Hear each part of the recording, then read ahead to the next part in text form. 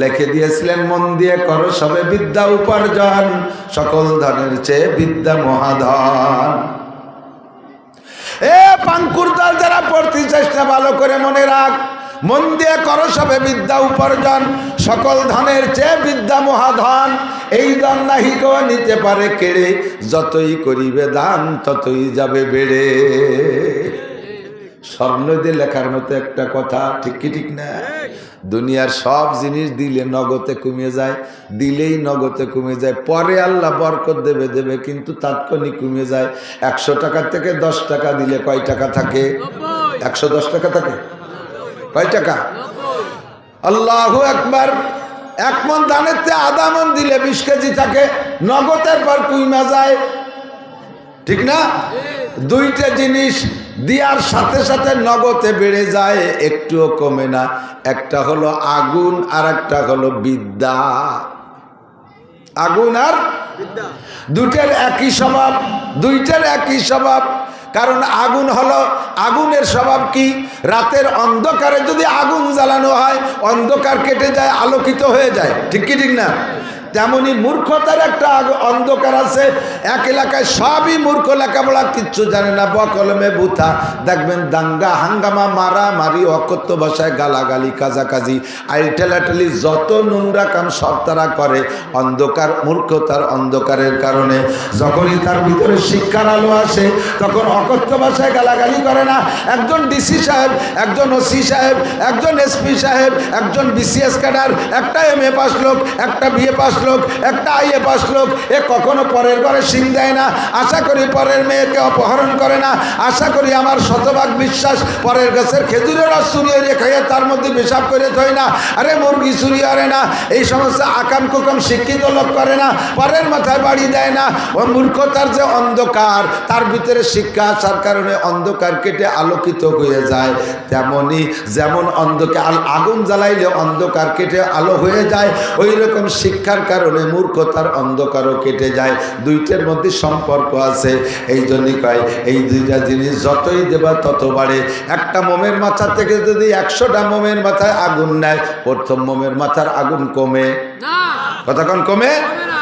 তেমনি একজন মাস্টার লেখাপড়া করাইতে করাইতে বুড়ো হয়ে গেলে, ওনার ভিতরে যা ছিল সব হাজার হাজার ছাত্রকে দিয়ে দেশে বিদ্যা, ওনার পেট খালি।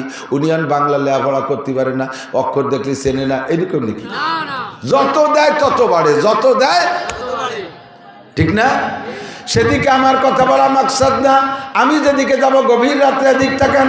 শিক্ষিত আর অশিক্ষিত কোনোদিন সমান হইতে, শিক্ষিত ব্যক্তির নামাজ, অশিক্ষিত ব্যক্তির নামাজ, শিক্ষিত ব্যক্তির অজু, অশিক্ষিত ব্যক্তির অজু। অশিক্ষিত মানে যে অজু জানে না। একজন মাস্টার, মাগুরায় গেছে একটা মাহফিলে, শ্রীপুর থানা, মাগুরা শ্রীপুর থানা আছে না?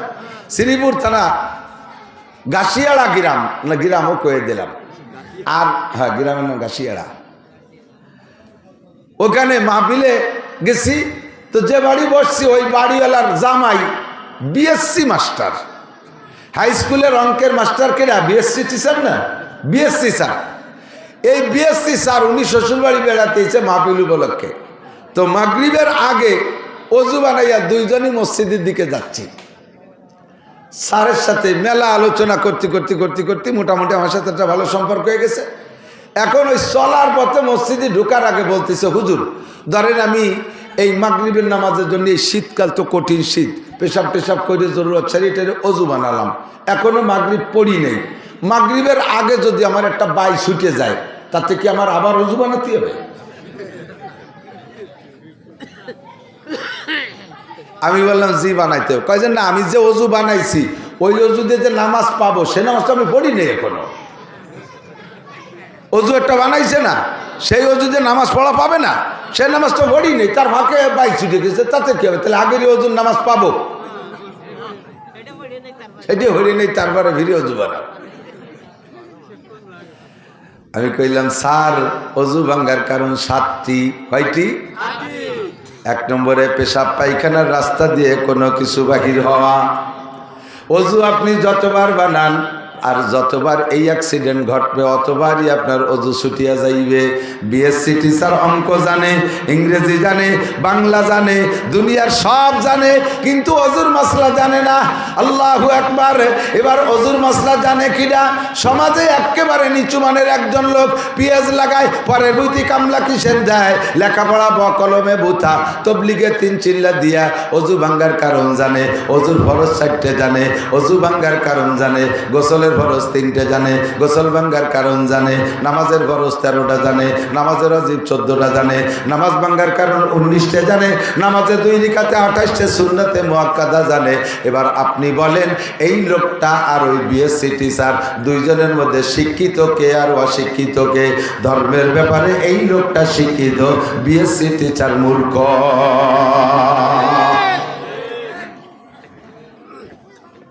ঠিক না? কারাহাবা কলকে আরি জুমলা রাস বা খোদা তদবির হিলা কায়রাওয়াস। আল্লাহ পাক বলেন তোমাদের কাছে জিজ্ঞাসা করলে তোমরা বলবা না, সঠিক জবাব দিবা না, আমি জবাব দিয়ে দেই। ইয়ারফাইল্লাহুল্লাযীনা আমানু মিনকুম ওয়াল্লাযীনা উতুল ইলমা দারাজাত। তো আল্লাহর কাছে সবচাইতে সম্মানী ব্যক্তি যার মধ্যে ঈমান আছে। 1 নম্বরে ঈমানদার।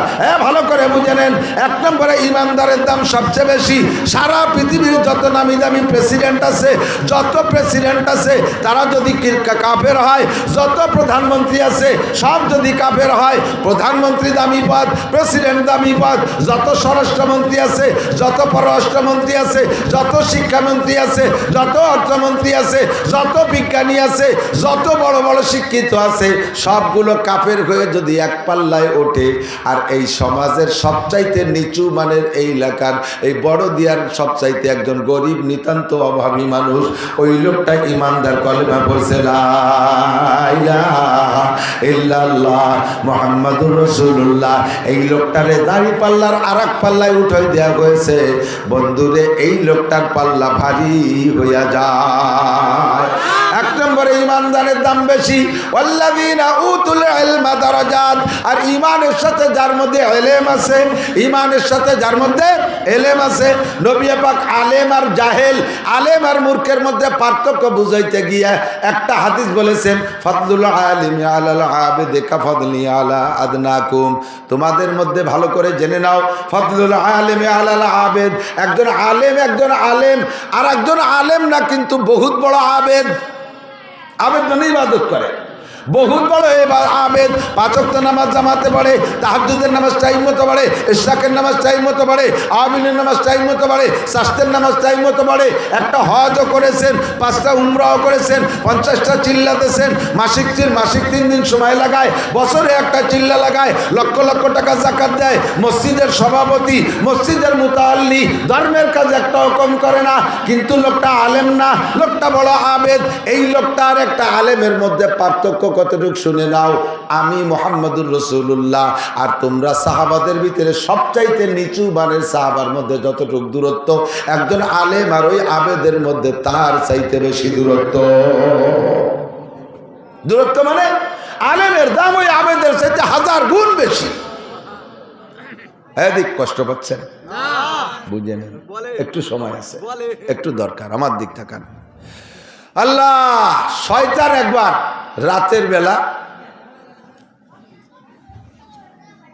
কার গোয়ালিতে গাদা একটা চুরিয়ে যায় নিয়ে ইমামে গাজালি রহমাতুল্লাহ আলাইহি সম্ভবত হুজুরের বাড়ির কাছে আইনিয়া বাইরে আইছে। গভীর রাত্রে ইমাম গাজালি তখন তাহাজ্জুদ পড়ে জিকির করতেছে, বসে মুরাকাবা করতেছে। এর মধ্যে শয়তান বাইরে আইছে, খুব মিষ্টি সুরি, ওরে তো আল্লাহ তাআলা কোনটা অভাব দেয়নি, সব কিছু পারে। আইছে বলতেছে, আপিল বাইতে গাজালি, আপিল বাইতে গাজালি, ইমাম গাজালি বাসা আছেন? তিনি বলতেছেন, মান আনতা, আপনি কে? ইমাম গাজালি বলতেছে, আপনি কে?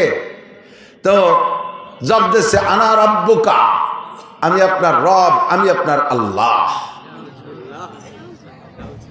ইমাম গাজালি টের পাইছে, কাম সারছে। তা কি আল্লাহ, কি খবর?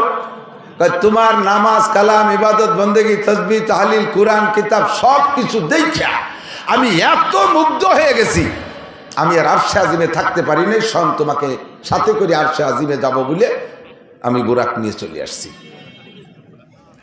ইমাম গাজালি রে, আল্লাহু আকবার, স্বয়ং আল্লাহ চলে আসছে জান্নাতে বুরাক নিয়ে, বেহেশতে নিয়ে যাবে।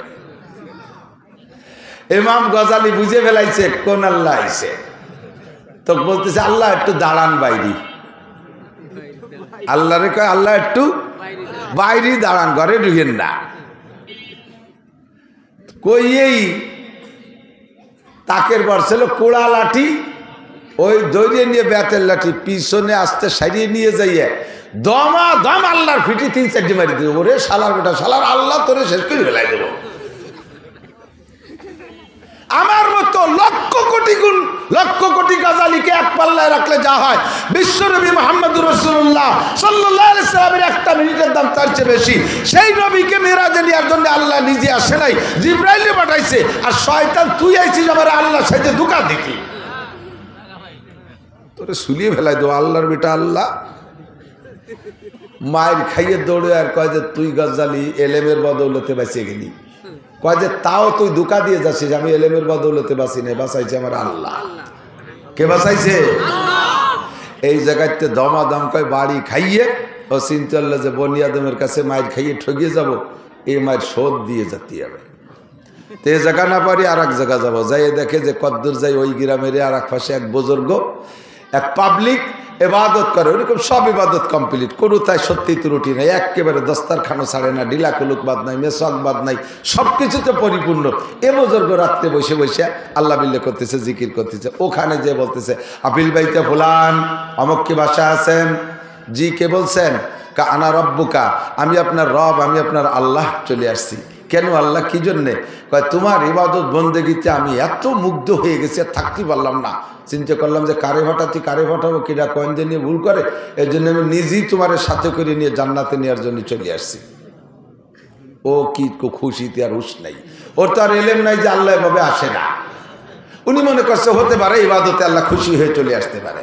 বাস উনি কয় যে জি আল্লাহ আসতেছি, সাইজে গুজে আইসা এখন দেয় যে আল্লাহ সত্যি বুরাক একটা নিয়ে আসছে, কার গুয়লিতে গাদা একটা খুলিয়ে ভালো যে কাপড় চুপড় দিয়ে সাজাই গুজা নিয়েছে। ওঠে না অমুক বুজুর্গ ওঠেন, উঠাইয়া এবার বুরাকরে নিয়ে দাবর শুরু হচ্ছে। যত বেত বাগান, বাবরার কাটা, বড়ইর কাটা, যত জায়গা, যত আগান বাগানের মধ্যে দিয়ে দাবড়াচ্ছে। মাইর খাইছে সেই শোধ দেবে। প্রথম চান্সে এই গায়ের থেকে, পরনের থেকে লুঙ্গি খুলে গেছে, বেত বাগানে বাজিয়ে কয় আল্লাহ লুঙ্গি খুলে গেছে। কয় টেনশন করে না, জান্নাতের লুঙ্গি পরানো হবে। এরপরে জামা টুপি উড়িয়ে চলে, আল্লাহ টুপি পড়ে গেছে, কয় জান্নাতের মুকুট পরানো হবে।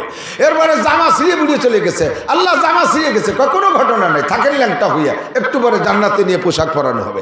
এরপরে বেতের কাটায় হাসলাতি হাসলাতি ছিঁড়িয়ে ভুড়িয়ে রক্তাক্ত, আল্লাহ গায়ে তো রক্ত থাকলো না, কয় যে জান্নাতি রক্ত দিয়ে আপনাকে অপারেশন করে দেওয়া হবে। নিয়ে গেছে, নিয়ে রাতভর গাদার বেটে ঘুরোই টুরোইয়ে ন্যাংটা ব্যাংটা হইয়ে সকালবেলা ওনার বাড়ির গুয়লির গোবর গাদা দেয় যে জায়গা, সেই গোবরের মধ্যে মাজা সমান ওই ল্যাংটা হইয়ে গাইয়ে দিয়ে ঘরের থেকে একখান মাইকে কালা আড়ি খাপড়া ওই এনে মাথায় দিয়ে চলে গেছে। কয় যে এটা কি? কয় এটা জান্নাতি হেলমেট। ভোরবেলা বুড়ি ঘুমেতে উঠে বুড়োরে পায় না, কিভাবে এত তাড়াতাড়ি গেল কোন জায়গায় উঠে অজু বানাইয়ে, অজু বানাতে বাথরুমের কাছে গেছে, গোয়ালিদের যে বাথরুম যায় দেয় যে গোবর গাদার মধ্যে এটা দাঁড়ানো। হ্যাঁ কেরে বুড়ি তো কাফি উঠছে, ভয় তো ভূতির মতো দেয় আছে। এখন ওই যাওয়ার সময় শয়তানে ওরে কয়ে গেছে, ও জিজ্ঞেস করছে আল্লাহ কোন জায়গায় আসলাম? কয়টা এটা হলো সিদরাতুল মুনতাহায় আসছি, এখানে থাকেন সিদরাতুল মুনতাহা। এই সমান গোবরের মধ্যে দাঁড়াইয়ে সিদরাতুল মুনতাহা। বুড়ি এসে কয় ওখানে কে? কয় কথা বলে না, চেনো না আমি কে? কয় কে তুমি? কয় যে আমি অমুক। এখানে কেন? কয় কথা বলে না, আমি সিদরাতুল মুনতাহায় আইছি। বুড়ি কয় তুমি সিদরাতুল মুনতাহা, তুমি গবরাতুল মুনতাহায় এসে দাঁড়ায় রয়েছ। আলেমরে ধোঁকা দিয়া বড় কঠিন।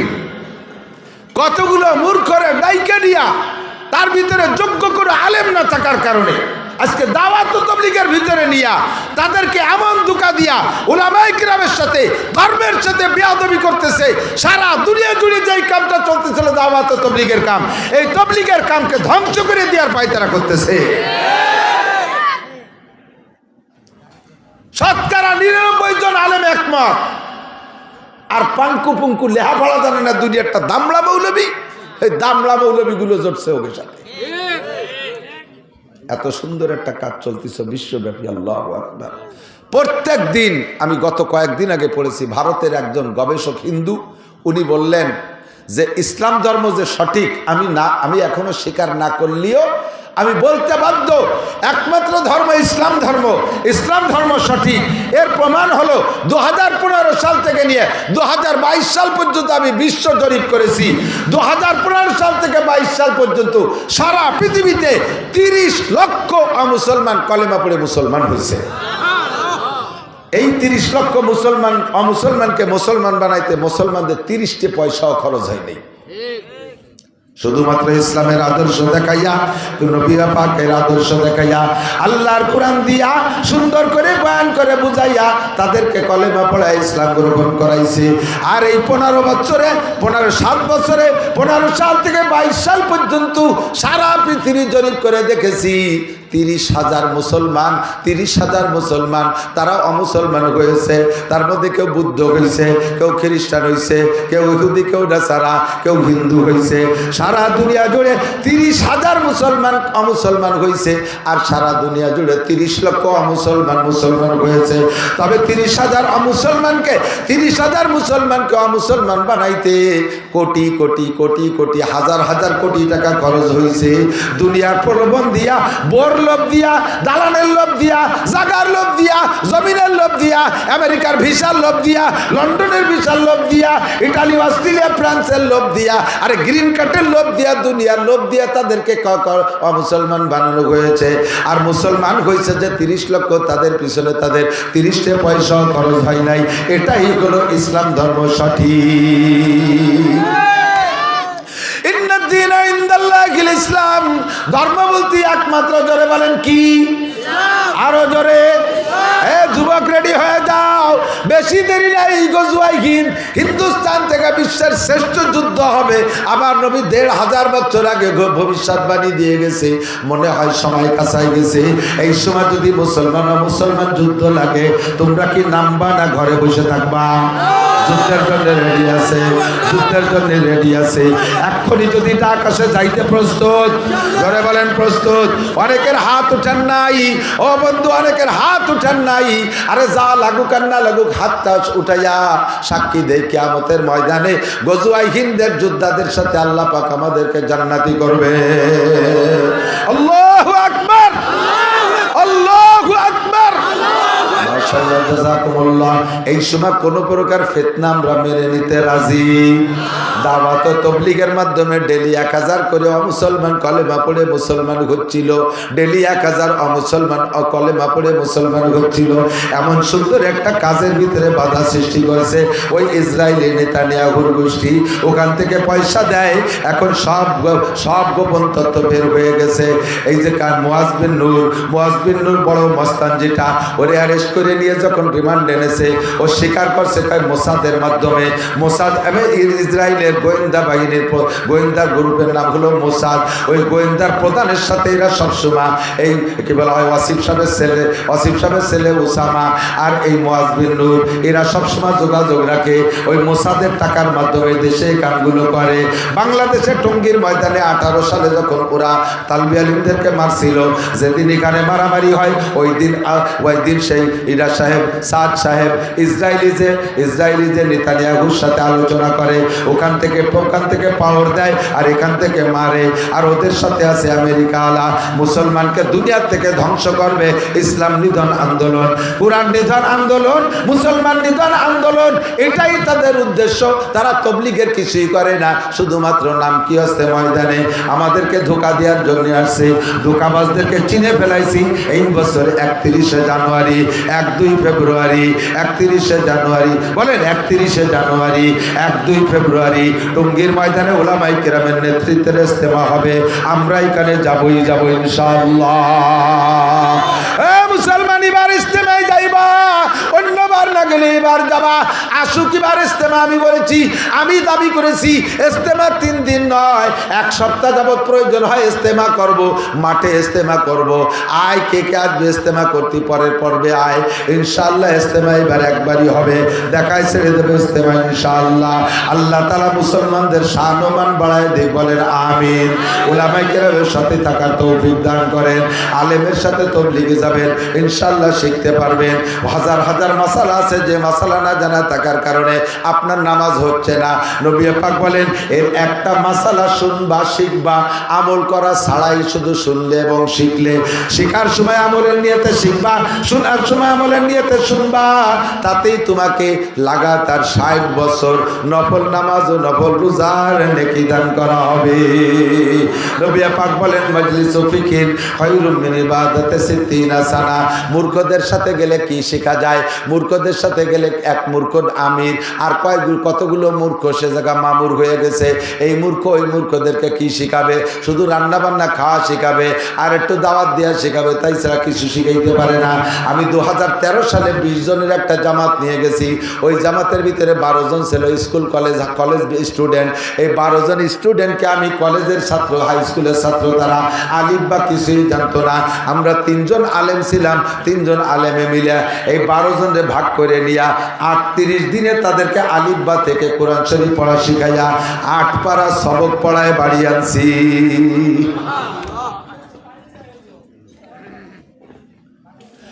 8 পারা সবক পড়াইয়া কোরআন শরীফ শিখানোর পরে 8 পারা, এরপরে অজুর ফরজ, অজু ভাঙ্গার কারণ, নামাজের ফরজ, নামাজের ওয়াজিব, নামাজের সুন্নাত, নামাজ ভাঙ্গার কারণ, তারপরে আরো যত যা কিছু আছে, জানাজার দোয়া, জানাজার নিয়ম সব কমপ্লিট করে আনছি। এই ছেলেগুলো যদি বিসিএস ক্যাডারও হয়, সে তার আব্বার জানাজা পড়াইতে পারবে, যে কোনো জায়গায় দাঁড়ায় ইমামতি করতে পারবে, নামাজ পড়াইতে পারবে। সে যদি অফিসার হয়, আল্লাহর কোরআন তার মধ্যে আছে, ইনশাআল্লাহ দুর্নীতি করতে পারবে না। কথা বলেন ঠিক কি ঠিক না? আল্লাহর কোরআন যার মধ্যে থাকে, ও যত বড় অফিসার হোক, কোরআনে তার মধ্যে ঢেকুর ছাড়বে। আমার মুরব্বীরা সাক্ষী দেন, এখন তো দুনিয়া অনেক ডেভেলপ হয়ে গেছে, অভাবনাটন চলে গেছে। আমাদের ছোটবেলায়, আপনাদের ছোটবেলায় সকালবেলা গরম ভাত কয় চাচা খাইছেন? বেশিরভাগই পান্তা ভাত, ঠিক না? পান্তা ভাত, পান্তা ভাত আর গলা ডিশ পানি, কাঁচামরিচ আর পিঁয়াজ দিয়ে, মরিচ দিয়ে, চিনি থেকে মাহাইয়ে গড় গড় করে চুমুক দিয়ে খাইয়ে ডাঙ্গায় চলে যেতেন, শখে চলে যেতেন। যাইয়ে 2 কোপ দেওয়ার পরে 3 বার পেশাব করলে সাপ পেট খালি, কিছু থাকতো না পেটে। এই সকালবেলা পান্তা ভাত খাইতো কি দিয়ে? কাঁচামরিচ আর পিঁয়াজ দিয়ে না? কাঁচামরিচ আর পিঁয়াজ। এরপরে দুপুরবেলা এসে ভালো ভালো খাইছে, কিন্তু আসরের দিকও ডেক ছাড়ে, গাড় করে ডেক ছাড়ে, ডেকের মধ্যে পিঁয়াজের গন্ধ।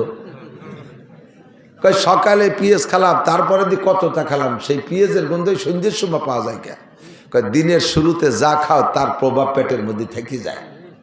এই জন্য যত ভালো খাও, সেই সকালে পিঁয়াজের ডেক সন্ধ্যে পর্যন্ত পাবা। তেমনই জীবনের শুরুতে যদি কোরআন খাওয়াই দেওয়া হয়, ওই ছেলেটা IA, BA, MA, BCA, doctor, engineer যত বড় অফিসার হোক না কেন, ও যে জায়গা যাবে তার ডেকুরির মধ্যে কোরআনের গন্ধ বের হবে। ও কখনো দুর্নীতি করতে পারবে না, কোরআন ওরে হাত ব্রেক করে ফেলবে। কথা কন? আমরা গালাগালি করি না, হুজুররা কাজায় না। হুজুরকে মুখে গালি শুনছেন নাকি? গালি দেই না কেন? জানি নে তাইতে দেই না নাকি? কাজাকাজি জানি নে তাই মনে হয় নাকি? পাল্লা দেবেন কাজাইয়ে? মুখ দিয়ে করতে পারবো না, খাতায় লেহে দিতে পারবো। আপনারা জানেন শুধু ভাঙ্গা, ফরিদপুর, গোপালগঞ্জের কাজাকাজি, আর আমি জানি সারা বাংলাদেশের গালাগালি। ডেলি সপ্তাহে 10টা-20টা ডিস্ট্রিক্ট আমি অতিক্রম করি, সব জানি, কিন্তু বলতে তো পারলাম না কোনোদিন। ঠেকাইল কে? ভিতরে কোরআন শরীফ আছে যে কোরআনের ডেকবারে, কাজানির ডেকবারি হই না, কোরআনে ব্রেক করে ফেলাইছে। কথা কন?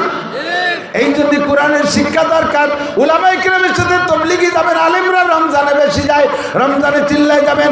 ইস্তেমার থেকে উলামায়ে কেরাম যায়, ইস্তেমার থেকে চিল্লায় যাবেন।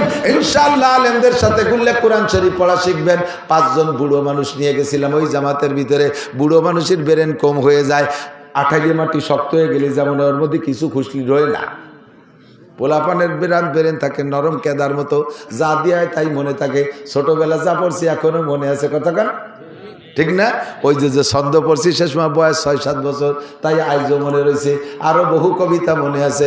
কিছুতে তার নাই কেরুসি, মন্ডা মেটাই ফুল কলুসি, কেক পিরিষ্টি, আইসক্রিম, ফল ফলাদি, ফুচকা ডিম, তেল মুড়ি কি ঝাল বাদাম, সব চকলেট সুইংগাম, খাইনা পুডিঙ্গির বোলাও, যতই মাথায় হাত বোলাও, ভাল লাগে না কিছু তার করেই আছে মুক্তিবার, যা খেতে দাও তাতেই বেজার ধরছে হাজার দোস্ত রুটি, অনেকক্ষণের চেষ্টাতে জানলো সবাই চেষ্টাতে, এরক সারে পড়লে পাতে চকবাজারের গোস্তা রুটি। জিয়াউর রহমানের সময় উনি যখন প্রেসিডেন্ট হয়েছে, আমি তখন 3-তে উঠছি, সেই সময় 3-র সৈনিকা বইতে এই বই পড়ছি। তার তো জীবনেও মস্ক করিনি, আজ মানে 40 বছর পরে তা কিভাবে মনে রয়েছে, 40-45 বছর পরে। আল্লাহু আকবার। বুড়োদের ব্রেন কম, এই 5 বুড়োর এই 38 দিন চেষ্টা কইরা অক্ষর চিনা শিখে ফেলাইছিলাম, 29টা হরফ মুখস্থ করাইছি, জের জবর বেশের ব্যবহার শিখে ফেলাইছিলাম, জজম তার দিদ শিখে ফেলাইছি, আর একটা চিল্লে থাকতে পারলে বুড়ো কাটার কোরআন শরীফ পড়া শিখাইতে পারতাম। এইটা হলো ফজলুল আলিমে আলাল আবেদে কাফাদলি আলা আদনাকুম। শিক্ষিত আর অশিক্ষিত কোনোদিন সমান হইতে পারে না। শিক্ষিত মানুষের নামাজের কোয়ালিটি আলাদা, কতক্ষণ? আর অশিক্ষিত মানুষ নামাজের মধ্যে নকল করে, জানে না তা কি হবে, নামাজের মধ্যে আরে কাইতে থাকে, কিডা কি হরে তাই হরে। তো নামাজের মধ্যে দেয় যে পিরাই ভাষের জন্য এই হরে, এরকম আছে না? তো সব কাজ করে দেখতে যাও, বুঝে উঠতে পারিনি আঙ্গুল কোনটা, শেষে সব কটার এক গুল্লি দিচ্ছে, যেটা ওকে টবে তো। আল্লাহ কয় ম্যাট্রিক পাস করছিস নকল কইরা, তাই বলে কি নামাজও নকল করে পাস করা যায়? নামাজ শিখতে হবে। হুজুর আলাইহিস সালাতু ওয়াস সালাম বলেন, সাল্লু কামা রাআইতুমুনি উসাল্লি। নামাজের 2টা কাজ, কয়টা কাজ? 2টা কাজ। 2টা কাজের ভিতরে একটা কাজের মধ্যে 5টা শাখা, আর একটা কাজের মধ্যে হাজার হাজার শাখা। 2টা কাজ, একটা হলো আল্লাহ পাক নিজেই বলেন, ইন্নাস সালাতা তানহা আনিল ফাহশাই ওয়াল মুনকার ওয়ালা যিকরুল্লাহি আকবার। নামাজের 1 নম্বর কাজ হলো নামাজিকে, কি বলছি? নামাজিকে আকামের থেকে ফিরায়। এক ডাইরেক্ট গ্রাম্য বাংলা, কিসের থেকে ফিরায়? আকাম যা যা আছে, সুদের থেকে ফিরায়, ঘুষের থেকে ফিরায়, মিথ্যা থেকে ফিরায়, গিবাত থেকে ফিরায়, অপবাদ দেওয়ার থেকে ফিরায়, বিড়ি খাওয়ার থেকে ফিরায়, তাড়ি খাওয়ার থেকে ফিরায়, গাঁজাবাদ থেকে ফিরায়, সুদের থেকে ফিরায়, ঘুষের থেকে ফিরায়, জিনার থেকে ফিরায়, আইল খেলার থেকে ফিরায়, আইল জাল দলিল থেকে ফিরায়, মিথ্যা সাক্ষী থেকে ফিরায়, মিথ্যা মামলা থেকে ফিরায়, বেপর্দা করার থেকে ফিরায়, বিড়ি সিগারেট থেকে ফিরায়, যত আকাম আছে সব অন্যায় থেকে নামাজে ফিরায়। জোরে বলেন কিসে ফিরায়? নামাজের কাজ হলে অন্যায় থেকে ফিরানো, এটা আল্লাহ বলেছেন। আর নবী পাক বলেন, মান হাফাজ আলা সালাওয়াত আকরামাহুল্লাহু বিখামসি খিসাল ইরফানহু যিকুলাইশ। যেই ব্যক্তি 5 ওয়াক্ত ঠিকমতো নামাজ পড়ে, আল্লাহ তাআলা তারে 5টি পুরস্কার দেয়। 1 নম্বর পুরস্কার, দুনিয়ায় তার অভাব থাকে না। 2 নম্বর পুরস্কার, কবর আযাব হবে না। 3 নম্বর পুরস্কার, ইউতিহিল্লাহু কিতাবাহু বিয়ামিনিহি, ডান হাতে তারে কিয়ামতে আমলনামা দেওয়া হবে। 4 নম্বর পুরস্কার, ইয়ামুরু আলা সিরাতে কালবার, বিদ্যুৎ গতিতে পুল সিরাত পার হয়ে যাইবে। 5 নম্বর পুরস্কার, ওয়ায়াদখুলুল জান্নাতা বিগাইরি হিসাব, বিনা হিসাবে জান্নাতি। জোরে কন্না সুবহানাল্লাহ। এই 5টা পুরস্কার নবী বলেছেন, আর আল্লাহ বলেছেন সব অন্যায় থেকে নামাজে ফিরায়। কিন্তু দোস্ত, আমি দেখতেছি সমাজের নামাজি মানুষগুলো খেয়াল করে না, সমাজের নামাজি মানুষগুলো এই জাতীয় আকাম কুকাম করে কি করে না? বহুত করে। কতক্ষণ? আসরের নামাজ পড়ে বুড়ো পাগড়ি একটা বান্ধে 3 ছেলে ইটালিতায় টাকা পাঠায়, বস্তা বস্তা করে, আব্বা কোনো কাজ কাম করবেন না, জীবন বইরে খাত খাবার করে খাটি পিটি আমাকে মানুষ করছেন, বড় বানাইছে। এখন বুড়োকালে শহীদ সময় আমরা টাকা পাঠাবো, শুধু তবলিগি আর মসজিদের সময় কাটাবেন, পয়সা করে খরচ করবেন, মানুষকে খাওয়াবেন, মেহমানদারি করবেন, মাঠে মোটে যাবেন না। কলা টাইট দিয়ে দিছে। কিন্তু যে বুড়ো বুড়ো হয়েছে খেত খামার কৃষি কাজ করতে করতে, ও বুড়ো কাল মরার আগ পর্যন্ত চক দিয়ে গুল্লি না দিতে হলো পাল্টায় না। কতক্ষণ? ঠিক না? এত পয়সা এত কিছু, তবুও বুড়ো কোপা একখান নিয়ে আসরে পরে আসরের নামাজ পড়ে পাগড়ি একটা বাঁধিয়ে হাতের 500 দানার তসবি একটা নিয়ে জিকির করতে করতে চলে যায় মাঠে। যাইয়ে মাঠের জমির মাঝখানে কোনো কাজ না, সব কাজ ওনার আলির পর দিয়ে। জিকির ফিকিরির সাথে আইল খোসে, কোপে কোপে আইল, কোপে কোপে জিকির, সুবহানাল্লাহ, আলহামদুলিল্লাহ, আল্লাহু আকবার। সারা জীবন ভরে আইল করছে। এই বুড়োর জমি কিনতে যাবেন, বলবেন যে কাকা যা বেচবেন, যা কইলেন জমি কি মাপে জবে ঠিক আছে? বেটা কাগজপত্র দেখতে যাস না, ম্যাপ দেখিয়ে মাইপে নিলি ঠকে যাবি। খালেক মোল্লার জমি 2 কাঠা বাড়ে ছাড়া কমে না। আজ 30টে বছর জিকির ফিকির আইল খুশি, অথচ নামাজ পড়ে, এরম আল্লাহওয়ালা মানুষ আছে না? তাই আপনার বলে নামাজে আইল খুঁচাতে হবে, ভিড়ে বেতা তো ভিড়েই না, ঘটনা কি? এই ঘটনাটাই এলো জানতে হবে। এদিক তাকান, আপনারা কৃষক যারা আছেন এখন তো সব হাল নাঙ্গল হয়ে গেছে মেশিনই, তাই তো? একসময় গরু দিয়ে হাল চাষ করতেন না? গরু দিয়ে হাল চাষ করতে কি কি লাগে চাষ করতে? 2টে গরু লাগে, 1 নম্বরে 2টে বলদ গরু লাগে। 4 লাখ টাকা দিয়ে 2টে গরু কিনছেন, ভালো মানের গরু। লাঙ্গল বানাইছেন লোহা কাঠ শাল কাঠ দিয়ে, ফাল দেশের বড় লোক মানুষ সোনার লাঙ্গল কয় যে সোনার ফাল দিয়েছেন, সব কিছু সুন্দর সুন্দর, ঠিক আছে। এখন এই লাঙ্গলির ইস কয় না লম্বাজিরা, মনে আছে নাকি? এদানি গোলাপান কতদিন পরে ইস করলি, কেউ ইস চেনবে না। এই ইস যেটা লম্বা ওইটা লাঙ্গলের মধ্যে ঢোকে, পিছনে নিচে আইসা ওই ইসের গুড়ায় পিছন পাশতে একটুক একটা কাঠ দেয়, ইস্তেয়ার। কি কয়? ইস্তেয়ার। 4 লাখ টাকার গরু আছে, লোহা কাঠ শাল কাঠ দিয়ে বানাইছেন, সবকিছু সুন্দর, পিছনে ওই একটুক একখান খুঁটু হলে ইস্তেয়ার, এই ঠুক দেন নাই। চষা যাবে? চষা যাবে? জমি চাষ হবে? ফসল হবে? কিচ্ছু হবে না। যুবক, তুমি ইস্তে বুঝতেছো না? বুঝছি, তুমি আলনাঙ্গল দেখো নাই, তুমি যাবো তো তাই সব তোমারে কই। 6 লাখ টাকা দামের মোটর সাইকেলে সব ওকে নতুন গাড়ি কিনে নিয়েছো, শুধু বাল্ব টিউব নাই একটাই, 1 চাকায় কি নাই? হাওয়া দেওয়ার যে বাল্ব টিউব এইটা খালি নাই। গাড়ি চলবে? গাড়িরে তুমি চালাতে পারবা? তোমারে গাড়িতে চালাবে, ঠেলি বেড়াবার কিরম ঠেয়। মোটর সাইকেল চালায় যে শান্তি, তার চাইতে ঠেলতেই শান্তি বেশি। আরো যদি কেদা হয় পাংচার হয়ে যায়, কি যে মজা। মনে হয় খালের মধ্যে ঠেলি ফেলাইতে আইটিছিলি যে, ঠিক কিনা? আল্লাহু আকবার। 5 লাখ টাকা দামের গাড়ি আছে, নাই শুধু বাল্টিউ। এই গাড়ি যেমন চলে না, 4 লাখ টাকার গরু সোনার নাঙ্গল, পিছনে একটু একটা খুঁটো নাই, তাতেই আপনার লাঙ্গল যেমন চলে না। আপনার নামাজের মধ্যে অনেক অনেক কিছু আছে বাবা, শুধুমাত্র ছোট্ট একটা ইস্তে নাই, একটু একটা বাল্টিউ পড়ে গেছে, তার কারণে আপনার নামাজ নষ্ট। এই নামাজে কোনোদিনও আপনারা আইল কুচাতে ফিরাইতে পারবে না, দুধে পানি দেওয়ার থেকে কমে ফিরাইতে পারবে না, মাপে কম দেওয়ার থেকে ফিরাইতে পারবে না, মাপে বেশি আনার থেকে ফিরাইতে পারবে না, গিবাত শিকার থেকে ফিরাইতে পারবে না, বিড়ি সিগারেট থেকে ফিরাইতে পারবে না, ব্যারাকাডামস কারিতার বিআরডিবি স্বনির্ভর জাগরণী চক্র আশা প্রশিকা গ্রামীণ ব্যাংকের থেকে সুদে কারবারেতে ফিরাইতে পারবে না, জাল দলিল মিথ্যে সাক্ষী মিথ্যে মামলা থেকে ফিরাইতে পারবে না। কারণ যেই নামাজে ফিরেবে সেই নামাজই আপনার হয় না। ছোট্ট একটা পিন পড়ে গেছে, ছোট্ট একটা ইস্তে পড়ে গেছে লাঙ্গলের পিছনের থেকে, এইটা আপনার জানা নাই।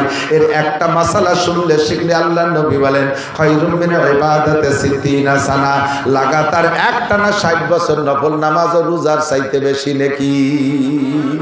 বলবো 2-1টা মাসালা বলবো, আমার ইউটিউবের বয়ানের মধ্যে সবই আছে, শুনলে পাবেন। তারপরও সামনে শোনার বরকত আলাদা। আল্লাহ ইমাম এদিক ওযু বানাইছেন শীতকালে দিন আমার বাবারা, খেয়াল করেন। তার আগে আপনি পেশাব করতে গেছেন, পেশাব কইরা বুড়ো মানুষ পেশাব করতে গেলি তো ওইসা আগের মতো তো আর দূরই যায় না পেশাব। বুড়ো মানুষ তো জায়গায় গোড়ই পড়িয়ে যায়, পড়ার সময় আশেপাশে যে মাহাই গেছে তা আপনার খেয়াল নাই। আপনি কোনো মতে একটু পানি দিয়ে এক জায়গায় ধুয়ে টুয়ে চলে আইছেন, ফাঁসে কিন্তু নাপাক মাখাই রয়েছে। নামাজের ফরজ 13টি, একবার বলেন কয়টি? আমার সাথে বলেন। 1 নম্বরে শরীর পাক, 2 নম্বরে কাপড় পাক। আপনার এই জায়গা 2 দিয়ে মাইর খাইছেন, জায়গায় একটু পানি দিয়ে দিয়ে চলে আসছেন, পাশে মাখাইছে সে জায়গা ধৌত করেন নাই। এরপরে হাঁটা দেওয়ার সাথে সাথে যুবকদের পেশাব আর বুড়োদের পেশাব আলাদা। যুবকদের পেশাবে ফোর্স বেশি, এক গতিতে ক্লিয়ার হয়ে বেরোয় চলে যায়, তারপরও হাঁটা দেওয়ার পরে একটু পড়ে। আর বুড়ো মানুষের পেশাব একবারে ক্লিয়ার হয় না, হাঁটা দেওয়ার পরে খানিক সময় দাফাদাফি লাফালাফি কাশাকাশি করার পরও কেমন যেন কুট করে একটা কামড় দেয়, নিচের দিক সুর সুর ঠেকতেছে, 1-2 ফুটা পড়িয়া গেছে। ওই 1-2 ফুটা পড়িয়ে গেল কোন জায়গা? ও জায়গা তো আর খেজুর গাছের রস বাঁধানোর মতো ঠিলে পাতা নাই। ওই 1-2 ফুট পড়িয়ে লাগবে আপনার কাপড়ে আপনার গায়ে 1 নম্বর আর 2 নম্বর ফরজ আপনার মাইর হয়ে গেছে। কথা বলেন, ছোট্ট ছোট্ট 2টা কাম। 1 নম্বরে শরীর নাপাক, 2 নম্বরে কাপড় নাপাক। আপনি যত সুন্দর করে কাবা ঘরের মধ্যে যে নামাজ পড়লেও ওই নামাজ আপনার হয় নাই। আর নামাজ যেহেতু হয় নাই, নামাজের ক্রিয়াও আর পাইবেন না। নামাজের যে প্রতিদান পাওয়ার কথা ছিল সেটা আপনি পাইবেন না। এই জায়গা চলে গেছে আপনার 1 নম্বর মাইল। 2 নম্বর সামনের দিকে আগান। এবার আপনি অজু বানাইতে গেছেন, কলের নিচে পা পাইতে দিয়ে পানি ছাড়ি দিয়ে পাউ দিয়ে পারে ডলে ডলে চলে আসছেন। এই যুবক হোক আর বুড়ো হোক, শীতকালে পা শুকোয় যায়, ভালো করে ডলে মলে পানি না পৌঁছইলে উপর দিয়ে ভাসা ভাসা চলে যায়। একটা চুল রে খাড়াভাবে রাখা যায়। এতটুক জায়গা যদি অজুর অঙ্গগুলোর মধ্যে শুকনো থাকে, আপনার অজু হয় নাই, অজু হয় নাই তো নামাজ হয় নাই। আপনার নামাজের ইস্তে পড়ে গেছে, আপনার নামাজের বালতিও পড়ে গেছে। ওই নামাজের যা পাওয়া দরকার ছিল এই জন্য আপনি পাচ্ছেন না, ফলাফল পাইছেন না, রুজিরও বরকত হচ্ছে না, আপনাকে আকাম থেকেও ফিরাইতে পারতেছে না। মহিলারা বাচ্চাদেরকে বাচ্চা কাচ্চা লালন পালন করে, ছোট দুধের বাচ্চা কোলের মধ্যে পেশাব করে দিছে, কোলে পেশাব করে এরকম একটু কোষমারি ফেলাই দিয়ে একটু পানি ছিটিয়ে দিয়ে আল্লাহু আকবার দাঁড়াই গেছে। কলো ফেরেস্তা, ওনার সাল বলে ফেরেস্তা। ফেরেস্তা ফেরেস্তা তো ফেরেস্তার মুত্ত পাক। ফেরেস্তা কি পেশাব করে? জিবরাইল আলাইহিস সালাম, মিকাইল সালাম যদি পেশাবই করতো তাহলে আমরা তো থাকতে পেতাম না, বাইচে চলে যেতাম। ফেরেস্তারা লা ইয়াবুলু আলা আসের বাচ্চার মতো ভ্যাস ভ্যাস করে মারতি তালে আছে। কাজীরা ফেরেশতা না, ওর পেশাব পায়খানা সম্পূর্ণ নাপাক। কাপড় নিংড়াইয়া গায়ে লাগছে, কাপড় সোয়াইয়া ভিতরে যে গায়ে লাগছে, শুধু উপরে পানি মারছো, গাটা ভিজে রয়েছে, তোমার নামাজ হয় নাই। কাজেই মহিলা তুমি এখনো পর্দা করা শেখো না। শরীয়তের তোমাকে অন্যায় থেকে জাত থেকে ফিরাবে নামাজে। এই ফিরাইতেছেন আর কারণ হলো তুমি বেপর্দা করতেছো, তোমার নামাজ হয় নাই। তুমি মিথ্যে কথা বলতেছো, নামাজ হয় নাই। মহিলা তুমি গালাগালি করো, তোমার নামাজ হয় নাই। গালাগালির থেকে ফিরতে পারছো না। স্বামীর সাথে বিয়াদবি করো,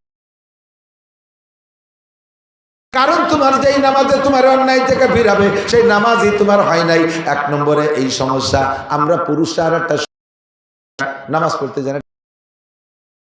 ওই ইস্তের মতো আর বাল্ব টিউবের মতো ছোট, কিন্তু পাওয়ার খুব বেশি। সাইজে ছোট হইলেও মশালা খুব বড়, কঠিন। নামাজে দাঁড়াইছেন ইমাম সাহেব, এই ইমামের পিছনে নামাজে দাঁড়াইছেন, ইমাম সাহেব তকবীর বলছে, ইমাম সাহেব তকবীর, প্রথম তকবীরে তাহরিম, প্রথম যে তকবীর, এই তকবীর বলা ফরজ। এই তকবীর কি ফরজ? অনেক মুসল্লি জানে না যে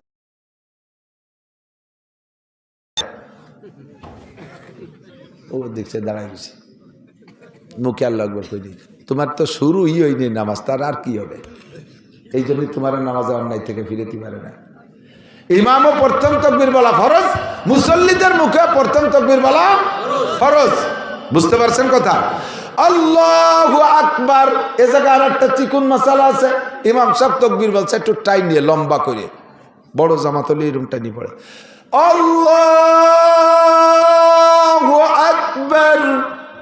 ইমাম আল্লাহ করে আহুরে টানতেছে আর আপনি শটে মারি দিয়েছেন আল্লাহু আকবার।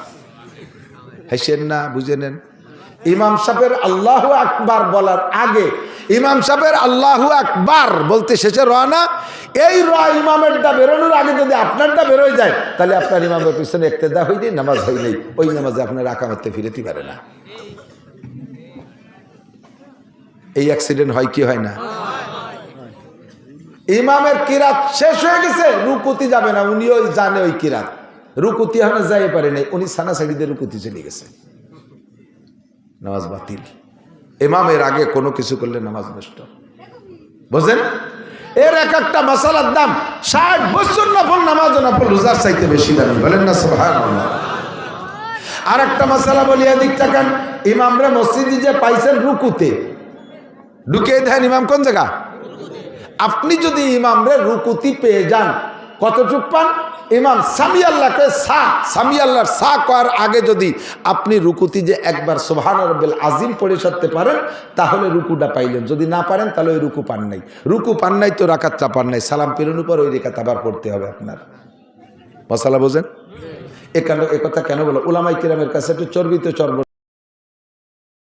জানেন না আপনার মুসল্লির কি অবস্থা? হাজারো মুসল্লি জানে না সে রুকুতি পাই নাই, ইমামের সাথে সিজদায় চলে গেছে, মনে হচ্ছে এই রেখাত পেয়ে গেছি, এরপরে সালাম ফিরে দিয়ে চলে এসে। হয় কি না? এরকম অ্যাক্সিডেন্ট দেখছেন না? এরকম এই ঝামেলা দেখছেন না? আপনি রুকুতি যে ইমামরে পাইতে হবে কটুক, সুবহান রাব্বিল আজিম একবার বলবেন, এরপরে ইমাম সাহেব সামি আল্লাহ কইছে, তাহলে আপনি রুকু পাইছেন। এখন ইমাম সাহেবের যদি এই রুকুটা আপনি পেয়ে যান, রাকাতটা পাইলেন। রাকাতটা পাইলে লাভ কি? ওই এক রেকাতের দাম 27 রাকাত। বলবেন না সুবহানাল্লাহ?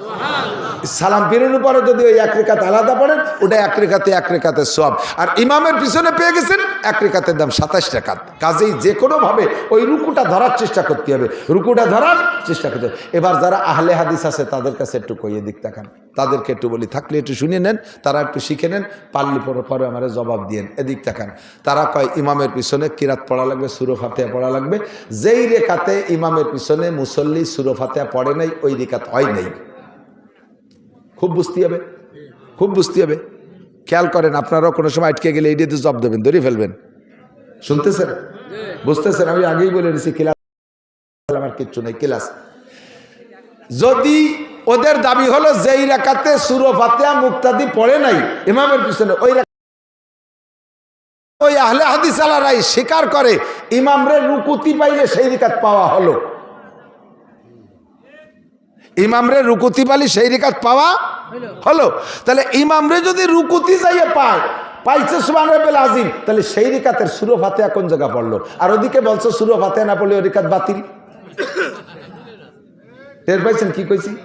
একটু টের পাইছেন? কোন দিক? সূরা ফাতিহা ছাড়া যদি ওই রিকাত না হয়, তাহলে আর বলতেছো তোমরাও স্বীকার করো ইমামরে রুকুতি পাইলে ওই রিকাত পাওয়া হলো, তাহলে ওই রিকাতে সূরা ফাতিহা কোন সময় পড়বা? আগে ভরি তুই না পরে পড়বা? তাহলে তোমরাই তো কন, আপনারাই তো মানা আরো উল্টো পাল্টা তো তোমরা বাদাইছো, আমরা ওই টাল্টু বাল্টু মশলা দিই না। ওই রিকাতে ওই রুকুতি গেলে সুবহান রাব্বিল আযীম পাইলে হয়ে গেল। কথা বুঝে আসছে? এখন আমাদের স্বভাব আছে সাধারণ পাবলিকের, নামাজের শুরুতে অনেক কাজ থাকে। 1 নম্বরে ইন্নী ওয়াজাতু, 2 নম্বরে নাওয়াইতুয়ান উসাল্লি লিল্লাহি তাআলা আরবা রাকাতা খামসাতা সিত্তাতা সাবাতা গুটি খানি কয়ে মুতাজ্জিন ইরাজাতিল একরাজাতি বেজালি এমান কাবাতি শরীফতে আল্লাহু আকবার। এই এতটা কতি কি ইমাম সাহেব থাকবে ওই জায়গা? ইমাম সাহেবকে কবে তুমি বডি টডি আসো, আমি আসি। এরপরে আল্লাহু আকবারকে সানা বেঁধে সুবহানাক আল্লাহুম্মা, এত তাল করতে ইমাম সাহেব তো চলে আসে, রিকাতটা পাইলেন না। পরে ওই রিকাত পড়তে হবে একা এক রেখাতে সব পাবেন। কাজে আপনার এখানে নাওয়াইতুয়ানের দরকার নাই, আপনার সানা সুবহানাকার দরকার নাই, 2টা তাকবীর লাগবে। কয়টা তাকবীর? আবার এক তাকবীর দিয়ে যদি রুকুতি চলে যান, আল্লাহু আকবার কতি মারি দিয়েন না। 2টা তাকবীর বলবেন, একটা তাকবীরে তাহরিমা আর একটা তাকবীরে ইন্তেকালাত।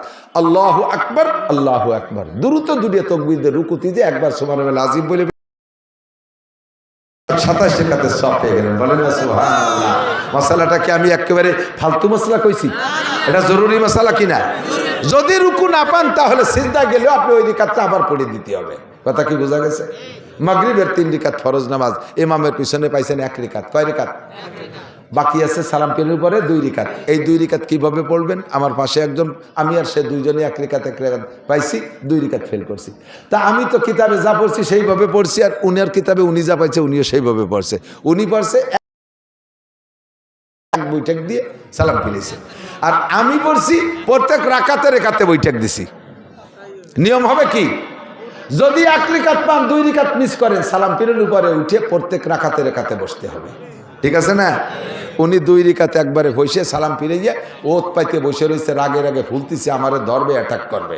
সালাম ফিরে কয়, হুজুর কিরম নামাজ পড়বেন? আলেম মানুষ নামাজ কালাম জানেন না, কি বললেন আপনি? আমি তো কি বললাম, মানে এইরকমই তো ভর্তি হবে। কয় আপনি জানেন না। আমি বললাম যে আপনি জানেন না। কয় যে আমি জানি না মানে? আমি বললাম যে আপনি যে এই যে 2 রিকাত একসাথে পড়ে সালাম ফিরে নেন, এটা আপনি কোত্থেকে পাইছেন? কয় যে পা লাগবে না, নিজের একটা বুঝ আছে না। কি বুঝ আছে? কয় যে আল্লাহ তাআলা মাগরিবের 3 রিকাত নামাজে আমার কাছে 2 বৈঠক পাবে। মাগরিবের 3 রিকাতে কয় বৈঠক? 2 বৈঠক। তাহলে 1 বৈঠক তো আমি ইমাম সাহেবের সাথে দিছি, আর 2 রিকাত বাকি আছে, একবারে পড়ে বৈঠক দিয়ে দিলাম, 2 বৈঠক পাবে দিয়ে দিলাম। আর কি আর কি মশলা বুঝার কি আছে? আমার সে বড় যুক্তিবাদী। আমি বললাম দুদু, এ জায়গা যুক্তি চলবে না, প্রত্যেক রাকাতে বসতে হবে, প্রত্যেক রাকাতে বসতে হবে। ঠিক আছে না? আল্লাহ, আর একটা মশলা একটু না কই পারতেছি না, বলবো? এটা খুব জরুরি। আপনারা যারা দ্রুত নামাজ পড়েন, ওলামাই কেরামের কাছে শুনে দেখেন, নামাজের ওয়াজিব 14টা। কয়টা? তার ভিতরে একটির নাম কওমা, আর একটার নাম জলসা। কওমা আর জালসা কাকে বলে? রুকুর থেকে পুরো টান টান হয়ে দাঁড়ানোর নাম কওমা। যদি আপনি রুকুর থেকে একটু মাথা ঝাঁকি দিয়ে আবার সিজদায় চলে যান, আপনার ওয়াজিব তরক হয়েছে। এটা যদি ভুল করেন শেষে সিজদা দিতে হবে। আর এটা যদি আপনার অভ্যাসে পরিণত হয়, তাহলে জীবন ভরে যতবার এই করছেন সব নামাজ বাতিল, আবার ভর্তি হবে। সিজদার থেকে এক ঝাঁকি দিয়ে এই দুই সিজদার মাঝখানে বসতে হবে কতটুক টাইম? আল্লাহুম্মা গফিরলি ওয়ারহামনি ওয়াহদিনি ওয়ারযুকনি ওয়াআফিনি। কমপক্ষে এই দোয়াটা পড়া যায়, এতটুক টাইম আপনাকে চুপ করে সুজায় বসতে হবে। তারপরে সিজদায় যাইবেন, তারপরে সিজদায় যাবেন। আপনি উঠেই জাকি দিয়ে চলে গেছেন, নবী পাক বলেন একটা মোরগের ঠোকের মতো ঠোকায়, ওর নামাজ বাতিল, নামাজ ওয়াজিব তরক হয়েছে। আর একটা মশালা না কয়ে পারতেছি না, কব বেশিক্ষণের পারতেছি না। উরে বাবা, কত রাতে গেছে। আল্লাহ, আর একটা মশালা বলি, সেটা হলো ওয়াজের চাইতে এর একটা মশালার ওয়াজের কিন্তু অনেক দাম, হাজার হাজার কোটি কোটি গুণ দাম, ঠিক না? বহু মানুষ জানে না 2 রিকাত বা 4 রিকাত বা 3 রিকাত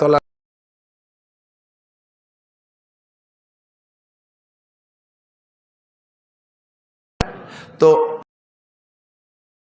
হয়, মাঝে মাঝে অ্যাক্সিডেন্ট। সেই জন্য আমি বলতেছি, আপনাদের হয়তো হয় না, আপনাদের নামাজ ভালো, আপনাদের নামাজের মধ্যে খুব একাগ্রতা আছে। আব্দুহু আর রসুলু পড়ে ঢুকে যাওয়া হয় না এরকম? কান্তাল গফুর রহিমি যে ঠেয়াই দেই, পরে মনে হবে আরে দিদি আরো 2 রিকাত রয়েছে, সে কি করবো, জাকি মারি উঠে যায়। যদি আপনার মাসালা না জানা থাকে, তাহলে আপনি কি করেন, নিজের বুদ্ধিমতে পড়ে দেন যে আমি তো কম তো পড়ি নেই, বেশি তো পড়ছি, লস হলে আমার হয়েছে। আল্লাহ আর 2 রিকাত পড়িয়ে গতানুগতিক সালাম ফিরিয়ে দিচ্ছে, আপনার ওয়াজিব তরক হয়েছে, নামাজকে আরেকবার পড়িয়ে দিতে হবে। যদি আপনার এরকম অ্যাক্সিডেন্ট হয়, কটুক আব্দু আর রসুলুর পরে দুরূদ শরীফের থেকে কমপক্ষে, বেশি রোজে মাসালা কমপক্ষে সেটা বলতেছি, কমপক্ষে এতটুকু পড়ে ফেলেন, আল্লাহুম্মা সাল্লি আলা মুহাম্মাদ, আল্লাহুম্মা সাল্লি আলা মুহাম্মাদ। দুরূদ শরীফের থেকে যদি এতটুকু বেশি পড়ে ফেলেন, তাতেই আপনার সিজদা ওয়াজিব হয়ে যাবে। শেষ বইটাকে যাইয়া আত্তাহিয়াতু পড়া, ডান পাশে একটা সালাম দিয়া, আবার 2টা সিজদা দিয়ে উঠে আবার পরে সালাম ফিরেবেন, তাহলে এই ভুল সমাধান হয়ে যাবে। আত্তাহিয়াতু বসছেন, আর একটা অ্যাক্সিডেন্ট হয়ে থাকে, আমি যেটা বলি এদিক তাকান, আর একটা অ্যাক্সিডেন্ট হয়, আত্তাহিয়াতুতে বসে আত্তাহিয়াতু না পড়ে আলহামদুলিল্লাহ শুরু করতেছে। বিশেষ করে বসে নামাজ পড়া লাগে, এই ঝামেলাটা বেশি হয়।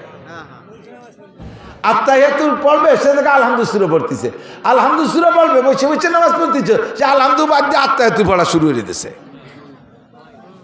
হ্যাঁ, আল্লাহু আকবার, এদিক তাকান। এরপরে দোয়া কুনুতের জায়গা আলহামদুলিল্লাহ পড়তেছে, কানে উল্লো দিচ্ছে, মনে হচ্ছে যে প্রথম রিকাত, আলহামদুলিল্লাহ পড়া শুরু করে দিচ্ছে। দোয়া কুনুতের জায়গা আলহামদু, আত্তাহিয়াতু যারা আলহামদু, আলহামদু যারা জায়গা আত্তাহিয়াতু, এরকম এলোমেলো পড়লে ওয়াজিব তরক হবে। আপনি পরে সংশোধন করে দিয়ে শেষ বইটাকে সিজদা দিতে হবে। ভালো করে মনে রাখবেন, এই মশালাগুলো অত্যন্ত জরুরি। এমন অ্যাক্সিডেন্ট প্রায় হয়, আর একটা অ্যাক্সিডেন্ট করে আমি দেখছি, সেটা উঠাইয়া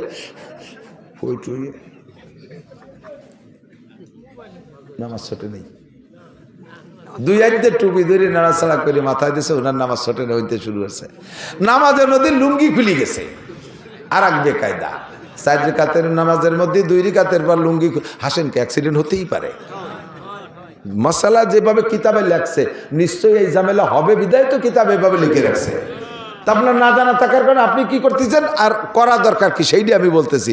লুঙ্গি খুলে গেছে, এখন নামাজের মধ্যে নামাজের কাজ ছাড়া অন্য কোনো কাজ 2 হাত দিয়ে করলে, ছোট হোক আর বড় হোক, 2 হাত দিয়ে করলে নামাজ বাতিল হয়ে যায়। আর লুঙ্গি খুলে গেছে, এত আবার 1 হাত দিয়ে ভরা যায় না, তা তো ভর্তি 2 হাত লাগে। তাহলে কি 2 হাত দিয়ে আবার লুঙ্গি ভর্তি গেলে নামাজ ছুটে যায়, আবার লুঙ্গি না ভরলেও ল্যাংটায় গেলে নামাজ ছুটে যায়। তা কোনটা ঠেয়াবো, হুজুর কান্দি দেই, কোনটা ঠেকাবেন আমি বলে দেই। আপনি লুঙ্গি ঠেকাবেন, লুঙ্গি ঠেকাবেন। তা লুঙ্গি যে ঠেকাইতে গেলে নামাজ ছুটে যায়, তার ব্যবস্থা শিখিয়ে দিচ্ছি। 4 রিকাতওয়ালা নামাজ, 2 রিকাতের পরে লুঙ্গি খুলে গেছে, বাস 2 হাত দিয়ে সুন্দর করে লুঙ্গি পরবেন, লুঙ্গি পরে আবার নতুন করে শুরু করবেন। আল্লাহ, ইমামের পিছনে শেষের 2 রিকাত পাইলেন। আগের 2 রিকাত ওই লুঙ্গি খোলার কারণে ছুটিয়ে গেছে, সালাম ফিরানোর পরে উঠে দাঁড়াইয়া ওই 2 রাকাত আবার পড়িয়ে দেবেন। ব্যবস্থা হয়েছে কিনা? অথচ সেই জায়গায় লুঙ্গি পরে চিনতে পারে যে লুঙ্গিও আল্লাহ খুলছে, নামাজও আল্লাহর নামাজ, এইগুলো করা যাবে না। এই জন্য মাসালা বুঝে নিতে হবে। এদিক টাকা আর একটা মাসালা না কয়ে পারতেছি না, কব নামাজের মধ্যে দাঁড়াইয়া এক ফরজ আদায় করার ভিতরে দাড়ির মধ্যে একবার খাজাইছেন, কিরা এমন ইমাম সাহেব রুকুতি জানে কানের মধ্যে ফরফর আসছে, সেটাও একবার ছাড়ছেন, ফিরে আবার গেটির এই জায়গায় খাইজচ্ছে, রুকুতি যেতে পারে নাই এখনো, 3 বার খাজাইছেন, রেকাত বাতিল, নামাজ বাতিল। ছেড়ে দিয়ে আবার আল্লাহু আকবারকে শুরু করবেন। যেটুক সামনে আছে ওইটুক পাইছেন, যেটুক পিছনে খাইজই নষ্ট হচ্ছেন সেটুক খাইজই 3 খাইজনের মধ্যে চলে গেছে। নামাজের মধ্যে মোবাইল বেজে উঠছে, এই মশালাটাও একটু জরুরি নাকি বলেন? আর মোবাইল বাজতেছে, ইমাম সাহেব পড়ে সূরা ফাতিহা আর মোবাইলই গায় মুমতাজের গান। বুড়ো কয়জন ছানার মধ্যেই মুট বক্সিং রেডি হচ্ছে, সালাম ফিরে দেব, ওর গেটি ভেঙে ফেলা, তোর মোবাইল যে হ্যাঙ্গে যায় সে হ্যাঙ্গে দেবো, বাংলায় কয়। এখন এই মোবাইলে তো চালাই রাখা যাবে না, বন্ধ তো করতেই হবে। সিস্টেম কি? একটা ফরজ আদায় করার ভিতরে, নামাজের মধ্যে ফরজ আছে না, একটা ফরজ একটা ওয়াজিব আদায় করার ভিতরে আপনি 2 বার মোবাইল বন্ধ করতে পারবেন। তবে প্রত্যেকবার টাইমের আবার খেয়াল রাখতে হবে, একবার বন্ধ করতে যে যেন 3 তসবির বেশি টাইম না হয়ে যায়। সুবহান রাব্বিল আজিম, সুবহান রাব্বিল আজিম, সুবহান রাব্বিল আজিম, এর নাম হলো 3 তসবিহ। এই 3 তসবিহ পরিমাণ টাইম হওয়ার আগে একবার সেরে আসতে হবে। এখন মোবাইল বাইরে গেছে জিন্সের প্যান্টের পিছনের পকেটে, তা বাইরেই যাচ্ছে, টাইম নিয়ে বাইরতি ইমাম সাহেব রুকুতি চলেছে, পারতিছে না, টাইম নিয়ে বাইরতি ইমাম রুকুতি চলে গেছে, এরপরে টিপি হচ্ছে, বাটন খুঁজে পাচ্ছে না, নামাজ শেষ। সাইডে দিয়ে মোবাইলে কায়দারে বন্ধ রেখে আবার নতুন করে শুরু করবেন। এইভাবে সহিভাবে নামাজগুলো যদি সুন্দর করে পড়েন, লাস্ট ফিনিশিং হলো এদিক তাকান, নামাজ ভাঙ্গার কারণ 19টি। জোরে বলেন কয়টি? আরো জোরে। এই 19টের মধ্যে 1 নম্বরটা কি কন্ত? নামাজে অশুদ্ধ পড়া। নামাজে অশুদ্ধ পড়া, রুকু ভালো, সিজদা ভালো, কিয়াম ভালো, কুদ ভালো, উঠা ভালো, বসা ভালো, কানে উলো দিয়া ভালো, সানা ভালো, সব ভালো, বন্ধু তোমার আলহামদুলিল্লাহ ভালো না। জীবন ভরে যত নামাজ পড়ছো খোদার কসম 1 রাকাত নামাজও আসমানে যাই নাই, জান্নাত পাবা না। নামাজে কিরাত গলত হইলে, পড়া গলত হইলে নামাজ বাতিল, নামাজ বাতিল। ভালো করে খেয়াল করতেছেন না, আমি বুঝতে পারছি, লক্ষ্য করতেছেন না কি কইছি। নামাজের মধ্যে যদি আপনি অশুদ্ধ পড়েন আপনার নামাজ বাতিল। এই বাতিলের মানে হলো না পড়লেও যেমন 230 কোটি 40 লক্ষ বছর 1 ওয়াক্তের বিনিময়ে জাহান্নাম, আপনি ভুল 40 লক্ষ বছর জাহান্নাম। এবার আপনি পড়লেও ভর্তি পারেন, না পড়লেও না ভর্তি পারেন, আপনার আমি অত তেল মাহাতি যাব না। কাকা যা পারেন পড়েন, আমরা তো আছি, হুজুররা একটা ব্যবস্থা করিয়েই নেবো আপনারে। ওই মাতুবাড়ি আমি দিতে পারবো না, এই মাতুবাড়ি আমি নিতে পারবো না, এই দায়িত্ব নিতে পারবো না। জীবনে আর যা কিছু শেখেন না শেখেন, আমার বাপ ভাইরা, আমার মারা পর্দার আড়ালে, আরে কোরআন শরীফটা শুদ্ধ করে শেখ, কোরআন শরীফটা শুদ্ধ করে শেখ, পুরো না পারলেও কমপক্ষে। একামত দেয় বুড়ো, 60 বছরে বুড়ো, কয় যে আমি 40 বছর এই মসজিদের মুয়াজ্জিন, একামত দেয়।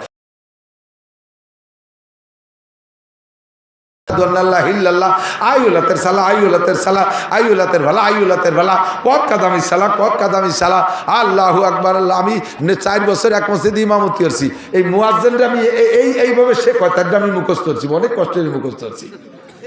এইরকম ইকামত শোনেন নাই কোনোদিনও। 4 বছর মস্ক করা তারে পারলাম না। মুজিবুর রহমান যুক্তিবাদী আমাদের বাংলাদেশে এক বক্তা আছে, উনি তো বিদেশে লন্ডনের থেকে আইসে এক মাহফিলি বলতেছে যে আমি লন্ডন গেলাম, যাই এক মসজিদে নামাজ পড়তে গেছি, একামত শুনেই টের পাইছি। তো আগে যা যা কলো হাইয়ালাল ফালার সময় যা কইছে শোনা, হালার পথ হালা,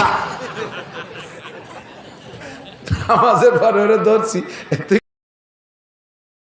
হাইয়ালাল ফালার দিক কিছু বুঝে দিয়ে হালার পথ হালা শোনা গেছে, কয় তাই 1 লাখ টাকা বেতন,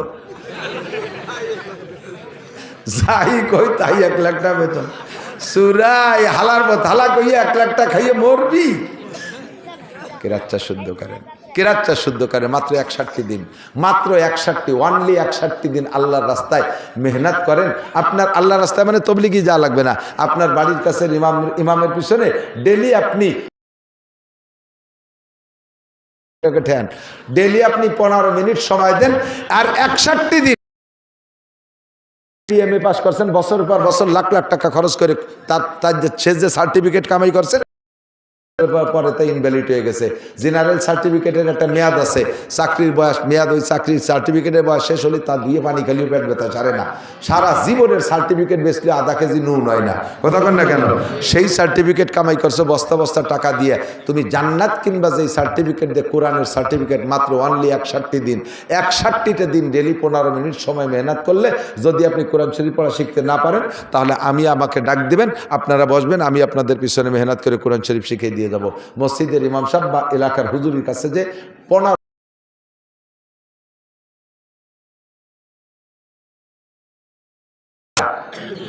29টি হরফে যদি এক দিনে একটা হরফ পড়েন, মোটে একটা অক্ষর ডেলি পড়ব, মনে থাকবে না?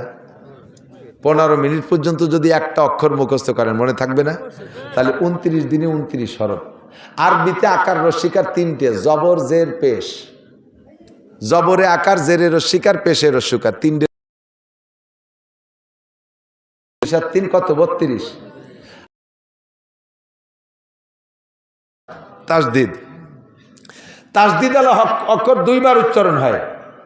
আর জজম আলা অক্ষর, যার উপরে জজম আছে তারে আগের অক্ষরে এসে ধরে একটুকে। জজম তাসদিদ সংযোগের 2টে চিহ্ন, তাহলে এই 2টের 2 দিনই শেখেন। 32 আর 2 34।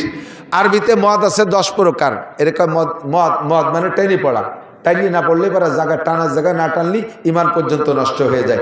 10 প্রকারের মদ আপনি 10 দিনই শেখেন, এর বেশি লাগবে। আর উচ্চারণ জায়গা মতো থেকে না করলে তর্জমা পাল্টে যায়। এই উচ্চারণ 17টা মাত্রা 17 দিনই শেখেন। 17 আর 44, 61 দিন। 61 দিন মেহনত করলে যদি আপনার কোরআন শরীফ শুদ্ধ না হয়, তারপরে দেখবেন আমার আপনি যা খুশি তাই বলতে পারবেন। আমি এর জন্যই চ্যালেঞ্জ করছি যে এর চাইতে নিচের কোর্স নাই। মাদ্রাসার হুজুররা কেরাতখানার পোলাপানকে বছরের পর বছর বসায় দেয়, আমার মাথায় ধরে না, আমার মাথায় ধরে না। এতদিন কোরআন শরীফ পড়াতে কেন লাগবে?